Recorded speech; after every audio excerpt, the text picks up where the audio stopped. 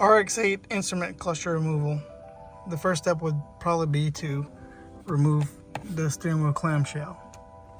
That is 3 Phillips screw heads from the bottom. There's 1, 2, and 3. After that, the lower can be disconnected from the upper, like so. Then, might as well lower the steering wheel. Then there's one more under here, where you see that L. It's right underneath.